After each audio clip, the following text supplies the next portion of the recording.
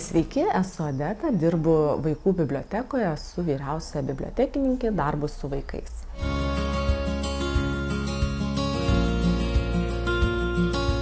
Šiuo metu mes vykdome projektą Skaityk pasakas lengvai, kurio tikslas yra išleisti pasakų rinkinį, elektroninį pasakų rinkinį vaikams lengvai suprantama kalba antrų lygių. Rinkinį sudarys 15 pasakų, 5 lietuvių liaudies pasakos, 5 sakmės ir padavimai ir 5 literatūrinės pasakos, ir mes pasirinkome pasakų karaliaus Anderseno pasakas. Šis leidinys yra skirtas vaikams, kurie turi skaitymo sunkumų, taip pat specialiesiems pedagogams, kurie dirba su vaikais turinčiais skaitymo sunkumų, bei mokytojais, kurie taip pat moko tokius vaikus. Šis projektas apima ne tik tais leidinį, elektroninį leidinį, bet ir mokymus mokyklų bibliotekininkams, kurie jau įvyko gegužės mėnesį. Tai buvo 2 mokymai, virtualūs mokymai mokyklų bibliotekininkams apie lengvai suprantamos kalbos specifiką, principus, metodiką. Ir rudenį taip pat bus sukurtos dar 3 teminės edukacijos ir bus pravestos mūsų regiono bibliotekose, mūsų tiksliniai grupiai. Taip pat labai noriu pasidžiaugti, kad šis projektas yra ne pirmasis jau mūsų vykdytas projektas. 23 metais mes jau vykdėme panašų projektą Skaityk lengvai, ir jo metu mes išleidome elektroninį pasakų rinkinį Skaityk lengvai, kurį sudarė 8 lietuvių autorių kūriniai.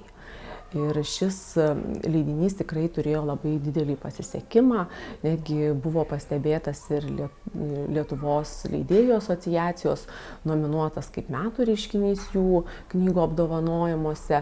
Taip pat gaunam ir tą grįžtamąjį ryšį iš žmonių, kurie dirba su šia knyga, skaitėme ne vieną pranešimą konferencijose, taip kad šito sėkmės pagauti mes vykdome ir antrąjį projektą Skaityk pasakas lengvai.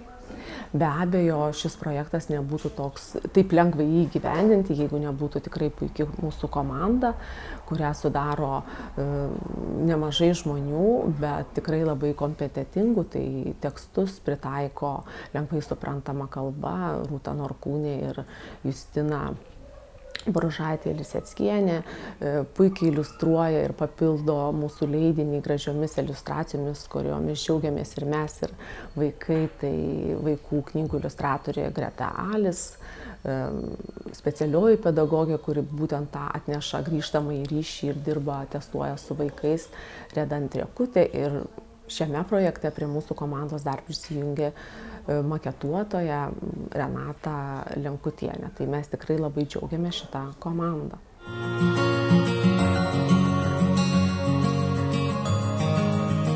Aš manau, kad biblioteka yra būtent ta įstaiga, kurios durys turi būti atviros visiems, kas už jų bestovėtų. Ir tikrai biblioteka šito klausimu visai nemažai yra dirba. Tai mūsų ir audio gidas gestų kalba vaikams apie vaikų biblioteką. Mes nemažai dirbame ir su autizmo spektro sutrikimo turinčiais vaikais ir jų šeimomis. Ir šie 2 leidiniai tikrai papildo tos mūsų veiklas ir, manau, prisideda prie mažinti socialinę, kultūrinę švietimo atskirtį.